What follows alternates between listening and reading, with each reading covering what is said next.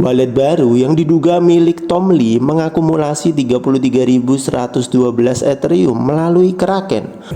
Yo guys, balik lagi bersama dengan saya Sagio Sugiyarto. Di video kali ini di tanggal 26 Maret 2026 saya share lagi berita update mengenai kripto. Langsung saja kita masuk ke berita yang pertama. Inovasi teknologi blockchain terus mendobrak batas-batas sistem keuangan tradisional. Kali ini Ripple kembali membuat gebrakan besar dengan menyasar salah satu sektor ekonomi paling vital di dunia, pembiayaan perdagangan. Dengan menggandeng regulator papan atas di Asia, Ripple siap membuktikan bahwa stablecoin bisa menjadi solusi untuk transaksi lintas batas yang efisien. Singapura selama ini dikenal sebagai pusat keuangan dan pelopor adopsi regulasi kripto yang ramah namun ketat di Asia. Hal ini tidak disia-siakan oleh Ripple. Perusahaan ini menguji sistem trade finance terbarunya di bawah pengawasan Monetary Authority of Singapore (MAS). Program regulatori sandbox ini memungkinkan Ripple bereksperimen dengan teknologi keuangan inovatif di lingkungan yang aman dan terkendali sebelum diluncurkan secara massal ke publik.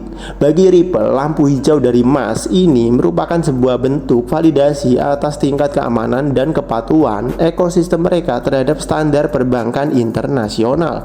Senjata Ripple dalam uji coba ini adalah RLUSD, stablecoin mereka yang nilainya dipatok 1:1 dengan dolar Amerika Serikat. Kehadiran RLUSD diharapkan mampu memangkas berbagai friksi dalam sistem trade finance tradisional. Selama bertahun-tahun, proses pembiayaan perdagangan global kerap dihantui oleh proses birokrasi yang berbelit, biaya administrasi yang tinggi, dan waktu penyelesaian yang memakan waktu berhari-hari. Dengan memanfaatkan teknologi ledger terdesentralisasi dan likuiditas dari RLUSD, proses penyelesaian transaksi bisa dilakukan secara real-time dengan transparansi penuh, memberikan kepastian arus kas bagi para importir dan eksportir. Langkah Ripple di Singapura ini bukanlah eksperimen sembarangan. Ini adalah bukti nyata bahwa adopsi aset kripto oleh institusi kini telah bergeser dari sekedar spekulasi harga menjadi utilitas dunia nyata. Jika uji coba ini sukses, ini tidak hanya akan memperkuat posisi Ripple di pasar global, melainkan akan membuka jalan bagi adopsi stablecoin secara masif dalam memfasilitasi perdagangan internasional. Untuk detailnya kalian bisa mengecek sendiri di sini. Oke, kemudian kita lanjut ke berita yang kedua. DEX Hyperliquid Hyperbit mengumumkan ketersediaan fitur penarikan untuk IDR. Untuk detailnya kalian bisa mengecek sendiri tweet dari Hyperbit di sini. Oke, kemudian kita lanjut ke berita yang ketiga. Royal Government of Bhutan melakukan alokasi 519 Bitcoin ke alamat wallet baru. Untuk detailnya kalian bisa mengecek sendiri di bawah sini. Oke, kemudian kita lanjut ke berita yang keempat. ETF Bitcoin mencatatkan arus keluar outflow sebesar 74 juta dolar. Fidelity jadi kontributor utamanya. Untuk detailnya kalian bisa mengecek sendiri di sini. Oke, kemudian kita lanjut ke berita yang terakhir hari ini. Wallet baru yang diduga milik Tom Lee mengakumulasi 33.112 Ethereum melalui Kraken. Untuk detailnya kalian bisa mengecek sendiri di sini. Oke, kemudian saya share juga mengenai data likuidasi dalam 24 jam terakhir. Kurang lebih ada sebanyak 80.201 trader yang dilikuidasi. Total likuidasi mencapai 202 juta dolar. Mayoritas yang kena likuidasi ada di exchange Binance, Bybit, dan juga Bitget.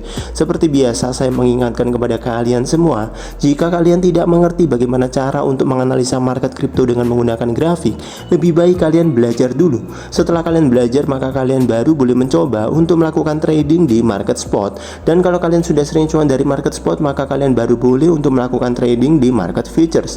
Hal ini untuk mencegah kerugian yang signifikan bagi kalian yang masih awam di dunia kripto. Tapi jika kalian ingin lebih aman, maka kalian bisa berinvestasi saja di market spot, di mana kalian hanya perlu mempelajari aset kripto apa yang memiliki fundamental bagus sebelum kalian memasukinya. Namun jika kalian tidak ada waktu untuk mempelajari aset kripto apa yang bagus untuk diinvestasi, tapi kalian tetap ingin berinvestasi di kripto, maka kalian bisa mengecek di kolom deskripsi. Di situ saya cantumkan link ebook saya, di mana kalau kalian buka, kalian akan mendapati ada top 10 aset kripto dengan fundamental terbaik.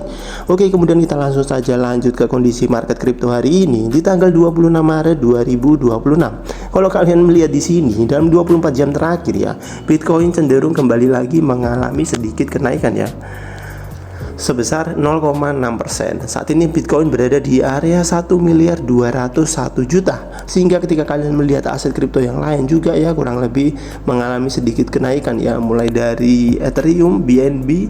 Kalau Ethereum ini sebenarnya lebih ke sideways ya, kemudian BNB, kemudian Tron, beberapa altcoin yang lain malah kebanyakan itu sideways. Oke, mungkin itu saja video kali ini di tanggal 26 Maret 2026. Dan besok di tanggal 27 Maret 2026 saya akan update lagi berita kripto dan juga kondisi market kripto. Jika video ini bermanfaat buat kalian, maka kalian bisa share video ini. Jika kalian ada pertanyaan terkait aset kripto, kalian juga bisa bertanya di kolom komentar. Saya Sagio Sugiarto pamit. See you in the next video and God bless.